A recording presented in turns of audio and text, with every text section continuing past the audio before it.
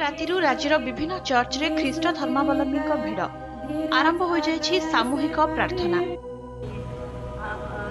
आज good Friday ख्रीष्टीय संप्रदाय पई अति पवित्र दिन।